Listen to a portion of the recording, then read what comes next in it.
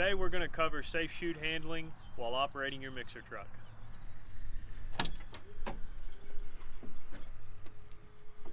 Before we ever step off our mixer truck, we want to have a nice level work ground that we can install our chutes. As we're stepping off the vehicle, we want to make sure we maintain 3 points of contact. Also, before we step off onto the ground, we want to check and make sure there's no obstructions that could twist ankles or get us hurt.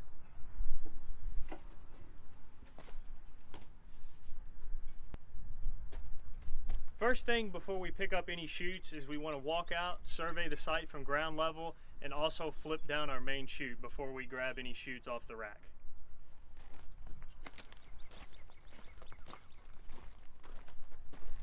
As we flip down the main chute, we're wanting to pay attention to the pinch points. We never want to grab the chute anywhere in the chute area, either top or bottom. We always want to grab by the handles. Phoenix trucks and Phoenix trucks, there's handles on each side of the main chute.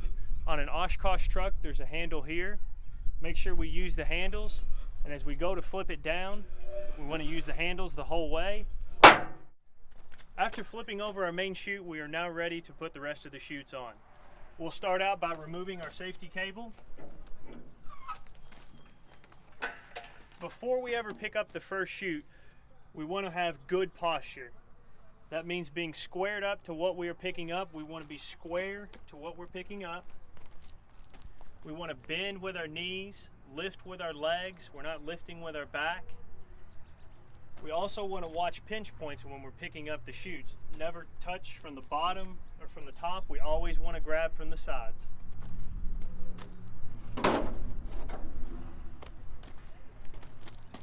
After I have the chute, I'm always wanting to back out. I want to take it with 2 hands, put it over my shoulder. Also, I don't want to do any twisting with my back. I want to do all the twisting and pivoting with my legs, always keeping my back in a straight parallel motion. Walking to install the chute, I'm always watching my walkway, making sure that the ground is level, no obstructions, no tripping hazards. I want to have my chute where I can see visibility as I'm walking forward.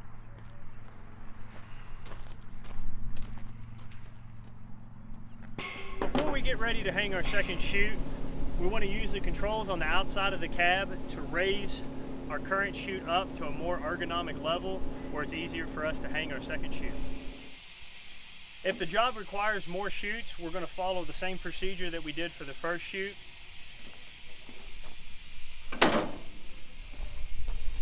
After you're done pouring, you want to move to a suitable wash down area to wash your chutes and mixer truck. If that's not available, try to move back to where you hung your chutes, a nice level ground that you can do your wash down. After our wash down is complete and we're ready to re-rack our chutes, we want to follow the same procedures as we did when we installed the chutes. Have a nice ergonomic place to get those chutes up, not laying on the ground. We want to use our truck to our advantage to be able to lift these chutes easier. We also want to bend with our knees, lift with our legs, watching our pinch points as we're removing the chutes.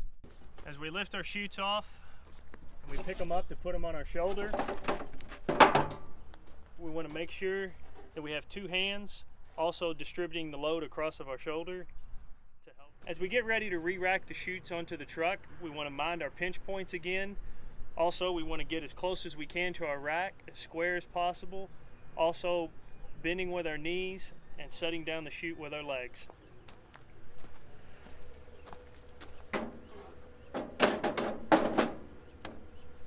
When we re-rack our chutes, we want to make sure that they're secure on the ears at the bottom so that they don't fall off while we're traveling down the roadway. After all of our chutes are secure, we want to make sure we put our safety strap back.